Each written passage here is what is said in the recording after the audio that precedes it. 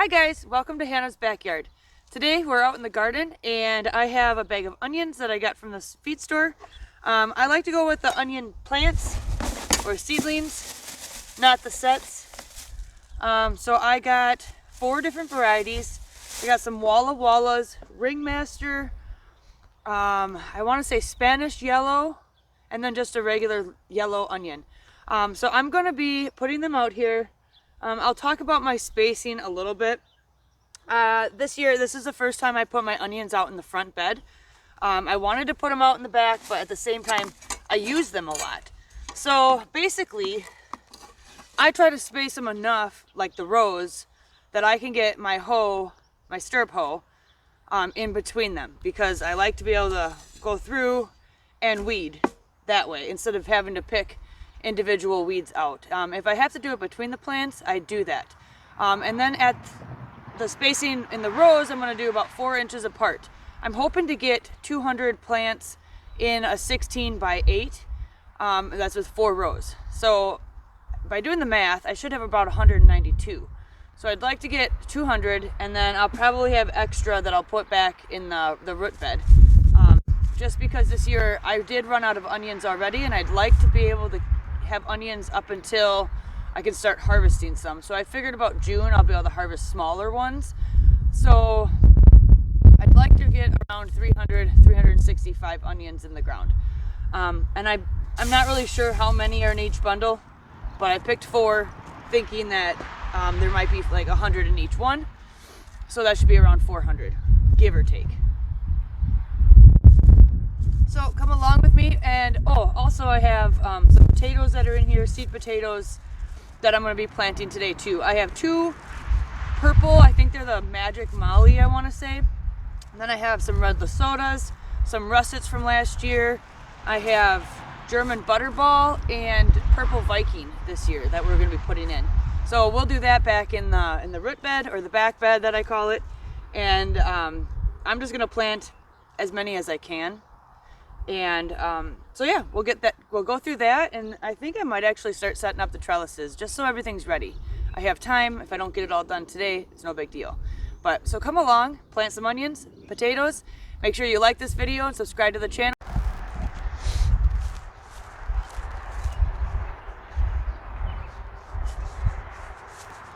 Okay, I got my row set up the way I want it. I made sure that I can get my hoe on the edge for hoeing purposes. I am going to come through and dig this with a shovel just to make sure I get the line the way I want it. And now, documentation. I'm going to plant the white onions first, which I think these might have been the Ringmaster. Man, I can't do anything with gloves. So all I did was dig a little bitty trench along my string, and I'm just gonna come in and throw onion every 4 inches. Okay, I can't use gloves. I can't feel. Does anybody else have that problem? So, I mean, 4 inches is basically my hand. I would like to get 50 in each row. 6, 7.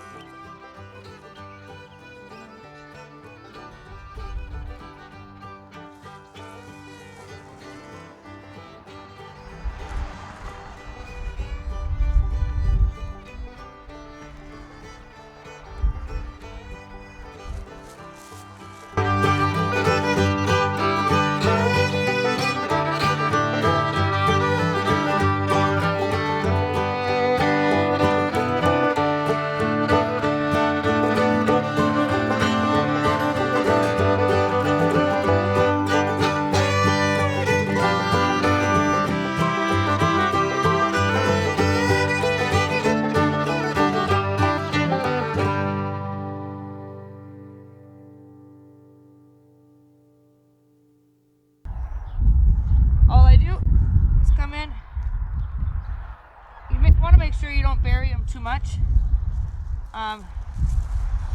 So I kind of just prop them up, pull them out a little bit if you need to. I've never had issues doing it this way, but I'm sure some people will say, oh, that's too deep, or you don't need to do that. This is just what I like to do. Makes it easier. And then it stands them right up in the row.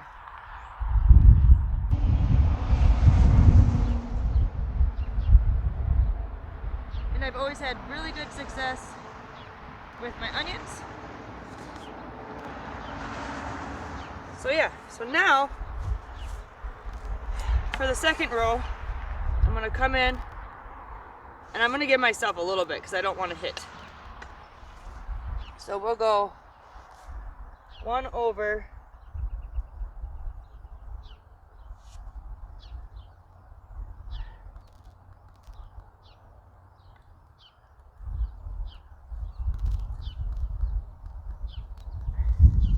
Make sure I can get that through.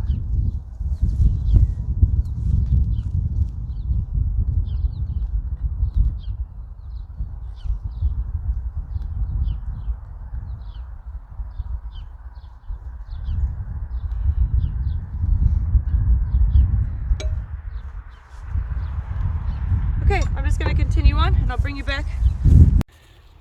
Okay, so I got my onions planted. I ended up getting 6 rows with about between 48 and 50 in each one. So I did get my 300, and I used basically everything that I bought. So not bad, not a bad little patch. Some of them are a little bit closer, but throughout the summer I do eat them and I'll pull them. So I'll space them, so we'll get some that get bigger bulbs on them. Last year we had a couple softball size, and I did get a little tight on my rows, I think, but I'll figure it out. I've even thought about mulching it this year, but I'm not a big fan of mulch.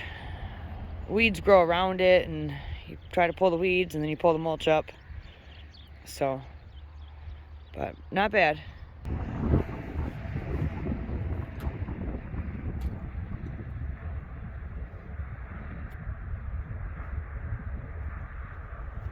Alright, so now we're out in the back bed. This is where the potatoes are going to be going. But I'm just going to put the camera on time lapse while I do this. Okay, so behind me I have my potatoes done. I set my other camcorder on time lapse, and for some reason it didn't record. I went back over there and it was turned off. And I had just charged the battery, so I'm not really sure what happened there. But so you missed the entire process. But what I did, I made 3 rows.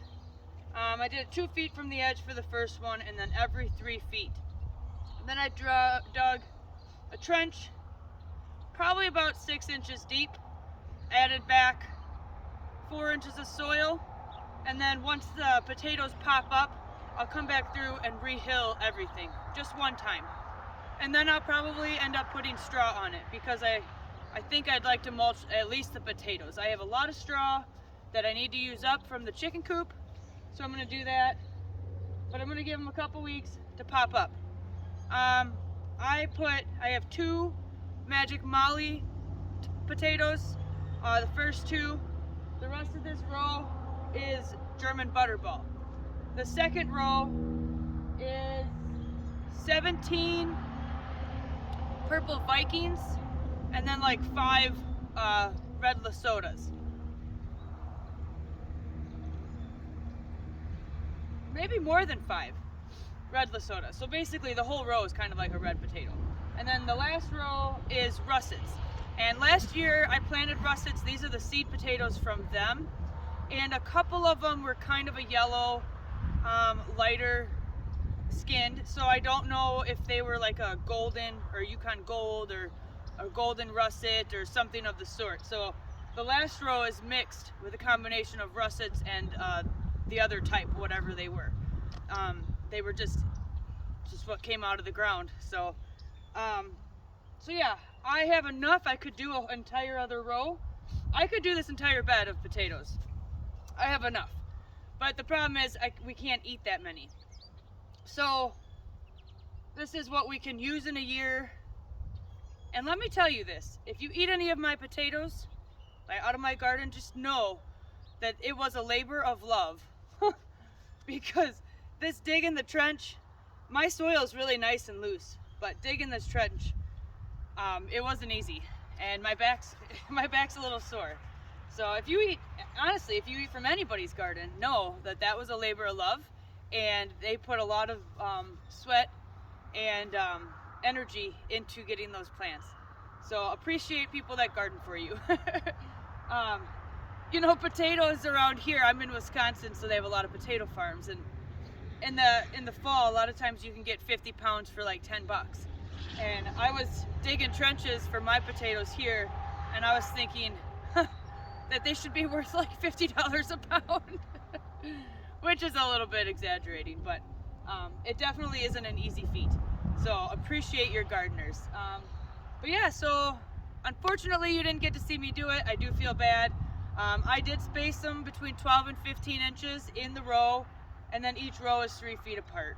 And that's about what I did. So I think I'm gonna figure out what's going on with my camera, because I was gonna set up trellises, time lapse that, and then start getting the big garden set up. It's obviously too early. It's only April 19th, so it's a little early to be planting things, but I'm hoping to get my brassicas out in the next 2 weeks. So I can't really get my brassicas in the areas I want them without setting up the garden. So that's the rest of the goal. The wind's kind of finally calming down. The sun's coming out. Thank you, Lord, because man, was it was cold at first when I started. Luckily, I worked hard enough to break a sweat. But it's starting to warm up, so it's time to get out in the big garden.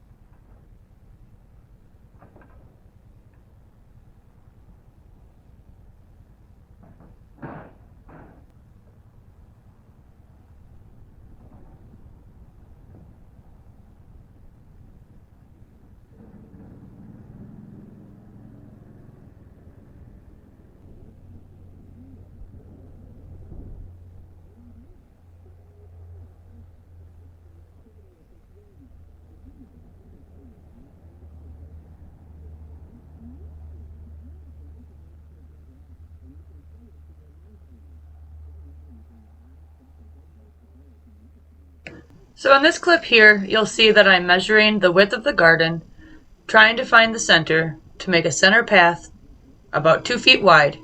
I also wanted my first trellis set in 2 feet, and that the trellises I usually do about 4 feet wide. So there's a little bit of measuring involved to try to get this started.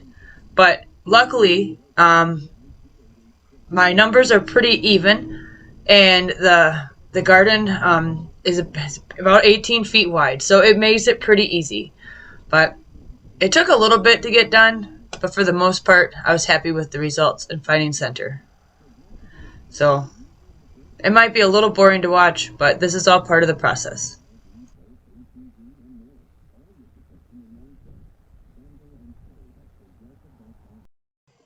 Here's the first trellis going in. I ended up taking this one post out because it was just too tall, so I did replace it. But this is getting the first trellis in place.